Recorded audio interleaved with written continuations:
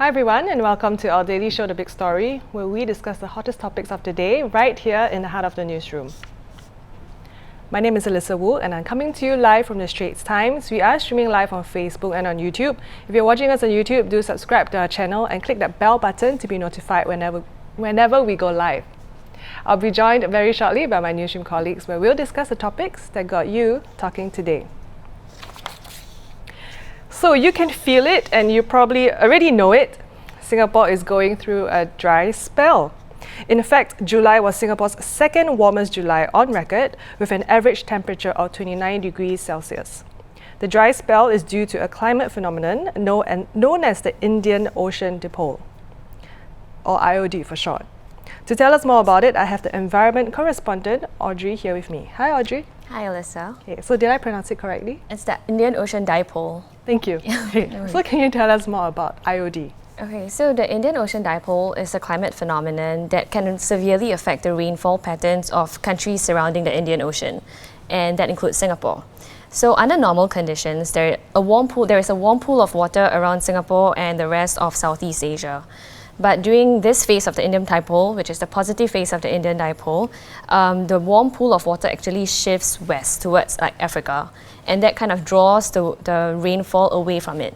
So that is the reason why we've been experiencing hotter and drier conditions here in Southeast Asia. And the impacts of this positive phase of the Indian Ocean Dipole is similar to the impacts of another climate phenomenon known as El Nino. It's just that Indian Ocean Dipole is centered around the Indian Ocean, and the impacts of El Nino is centered around the Pacific Ocean. So Singapore is influenced by changes in sea surface temperatures and atmospheric pressure differences in both oceans, and this is what we're experiencing now. So you said something about we're experiencing the positive effect or cycle of it. So on the flip side, then what is negative? So the negative phase of the Indian Ocean Dipole will actually bring more rain towards Singapore and Southeast Asia.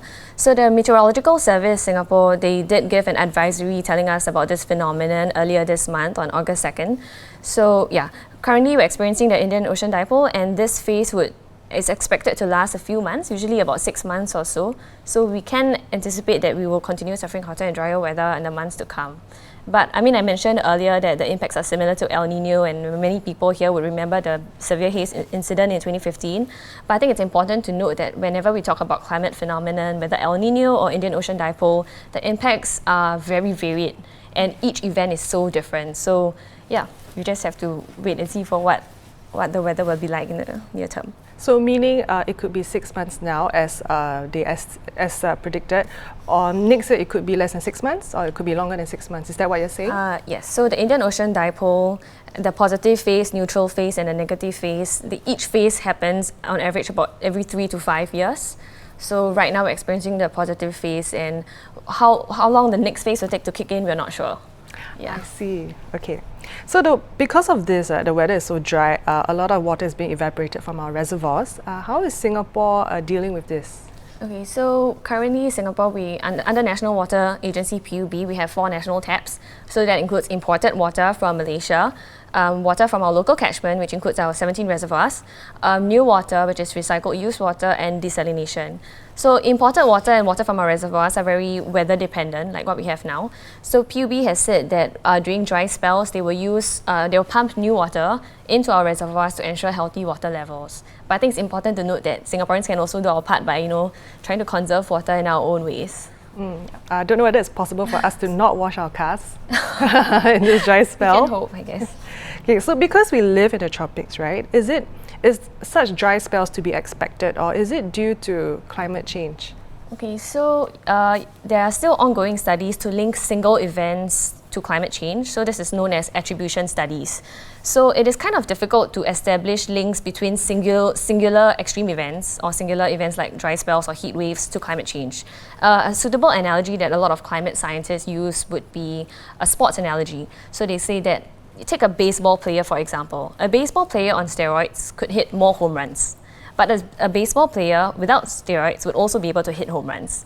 So basically it's about the increased frequency and intensity that we can only establish after an event happened, and studies are still ongoing in this aspect.